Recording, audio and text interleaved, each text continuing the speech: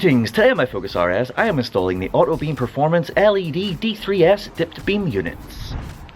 Alright, here we are then, the Autobeam Performance LED D3S dipped beam units, and absolutely beautiful they are. The look is really futuristic and cool. You can see that we have a big old heat sink, a fan underneath, and the large LEDs either side, and yeah, they just look really great and they feel super high quality. So these are going into my Mark III Focus RS, which of course has HID headlights already, the bi-xenon HID headlights, but where these Autobeam units come in, they are able to produce perfect white light up to 150% brighter versus the standard HIDs. They have a color temperature of 6000 K, which is considered a classic cool white color. So yeah, these are going to be significantly brighter than the HID xenons that are in the RS already, and the light beam will extend up to 250 meters. Absolutely awesome illumination we are going to get on the road, and they are going to be very power efficient as well, being LEDs. They have these little converter boxes. So direct replacement, completely plug and play. We just have to replace our existing lamps. We don't have to do anything weird or special. They have the intelligent overheating system, as I mentioned already, with the fan and big heat sink and everything there. And yeah, they are ultimately just going to be an absolutely awesome upgrade over stock. So without further ado, let's get the installation started. Alright, first step then is to open up the bonnet and to remove one of the headlights. First thing to do then, there are a couple of Torx screws, one here and one here. So we want to remove those, and they require a T30 Torx.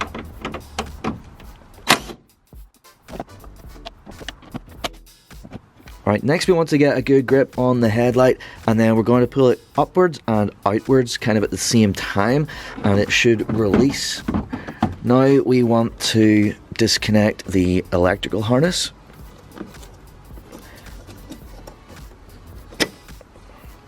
And with that, we have the headlight unit completely out of the car. So around the back of the headlight unit, if you pop this rubber cap off, you'll be able to see the item that we are replacing. This is the standard stock D3S unit, and we are going to be replacing that with our Autobeam unit.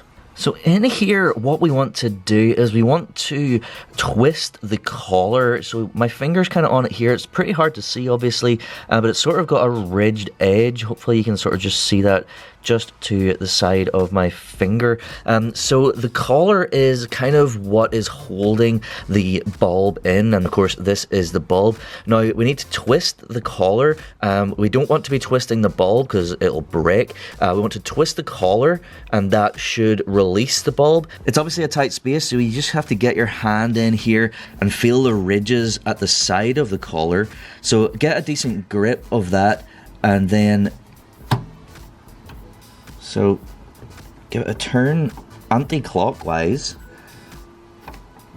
And we need to turn it like about a quarter turn or so. So it's hard to really see, like I was saying before. I mean, obviously it's a very tight space here, but if you can see like the little white clip here, that is like clipped onto part of the collar.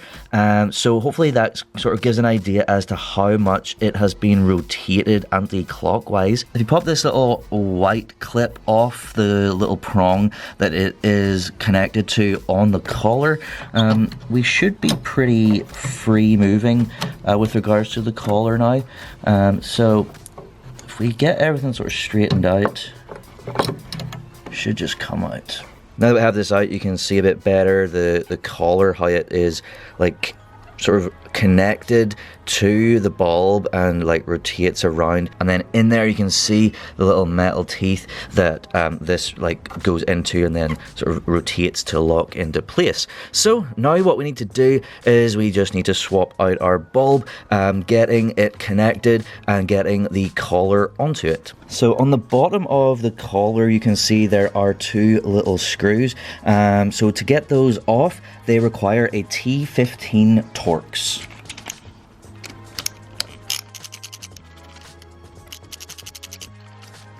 Okay, when we do that, the bottom of this comes off. So with that bottom bit off, this is just like sort of slid onto the bulb. So if we just sort of like pry the two sides outwards whilst also pushing away, that should pop right off.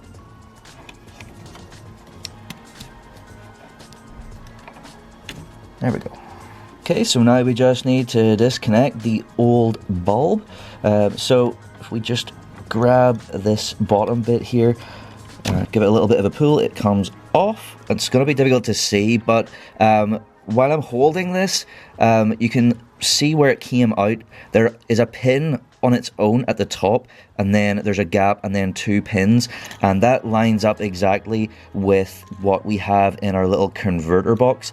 So if we get this basically then to the exact same orientation whilst we're still holding this, then we can literally just connect this up. Then we know that we have that in correctly. So now we can put our collar onto our brand new Autobeam bulb. Before I do that, as far as a little side-by-side comparison, I mean, they couldn't really be much different as far as design. They are entirely different in terms of looks, entirely different in terms of technology, and yeah, that's really all I really need to say. They're just completely different. So yeah, I mean, this should be pretty simple. It's just going to be a reverse of how we took this off. So line it up, slide it on.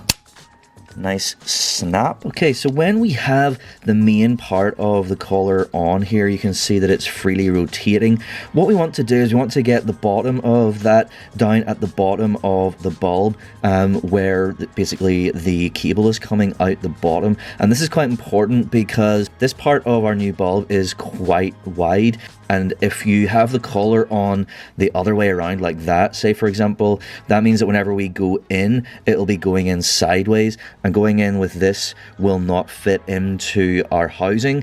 So yeah, we need to have it going in like sort of vertically like that. So yeah, that is why we need to have this pointing this direction.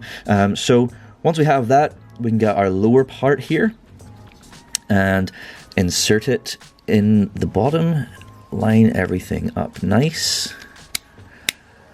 So that just pops in, and then we can get our two little screws back in place.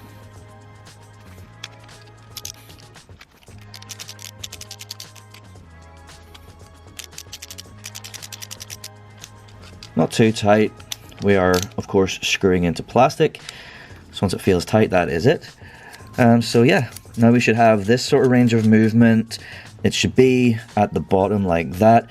So yeah, now we can go ahead and get this installed back into the housing. With it in this position where you can see this little plastic bit sort of down at the bottom, that is in the closed or locked position. But we want to go in here initially in the open position. So we rotate the collar like that. Then we will go in, and then once we have it all the way as far in as it can go, then we will rotate the collar back around this way to lock it onto the little metal teeth. Okay, so here we go.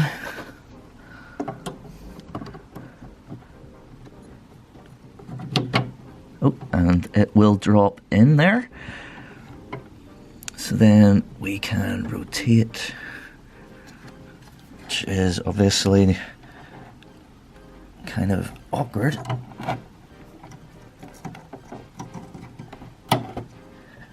Don't know if you heard that, but I got it rotated, and once it was all the way, it sort of clicked into place. So that is that. So now we can tidy up all of these cables. So the little white thing that goes onto the little plastic prong here, we'll do that first. It just clicks on, or you can slide it on from the rear like that. There we go, very nice. So now we can talk about this. So this little converter box obviously is a separate entity here, and it is kind of just dangling right now. Now we could just, you know, shove that in there and call it a day, but if we do that, it could damage itself, it could damage other things, and it could create a bit of noise. So what Autobeam have done is they have provided us with a couple of these little 3M double-sided pads. So what we can do is we can stick this onto our little box, and then we can stick our little box onto one of the free plastic surfaces in here to stop any of that nastiness happening. Now, it doesn't necessarily matter a whole lot exactly where you stick it in here, as long as you're not obviously sticking it to the back of the fan or onto the heatsink. Essentially, as long as you're not blocking anything in here. There is a handy little space just right in here, which is a handy size. It's flat, rectangular, about the same size as this. So that is where I am going to aim for. Okay, so I will peel off one side and make sure there's no dust on there, and stick that to the bottom here.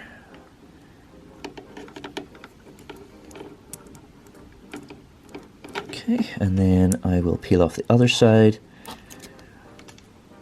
and I will very carefully root this in. So once I'm in around the corner, I'll rotate.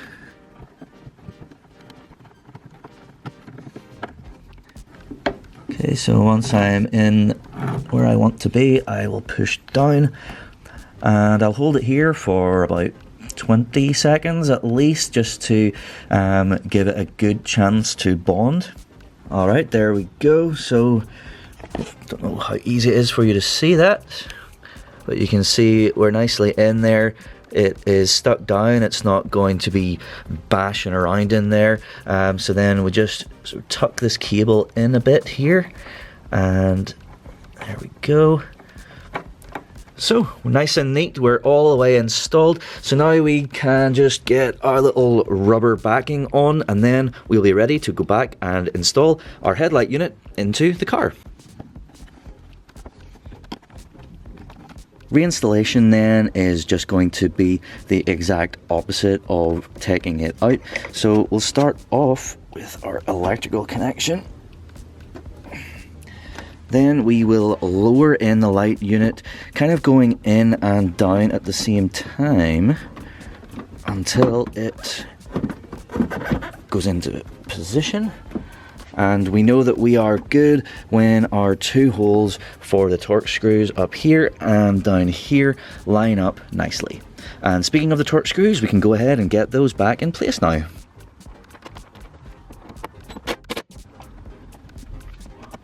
Alright, that is this side done, so now I will just repeat the exact same process on the other side.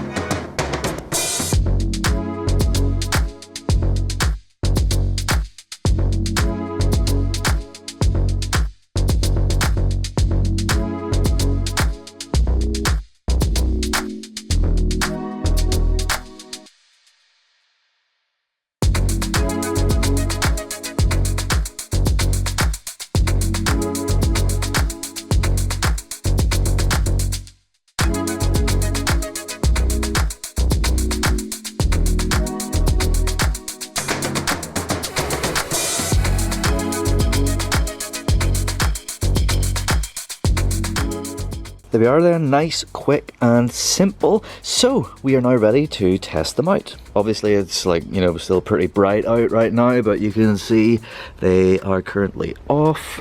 So if I jump into the car, ignition on, I don't need to fire up the engine, and then just go to dipped heads. You should hopefully see illumination. And we do. You should be able to clearly see that we have illumination there, and we have illumination there. Well, that shows that the installation has been successful. They are working. All I need to do now is wait until it gets dark, go out and give them a test. I will put in a side-by-side comparison right here, a before and after, so that you can see the difference between the standard stock bi-xenon HIDs and these brand new Autobeam Performance LED versions. So here it is now.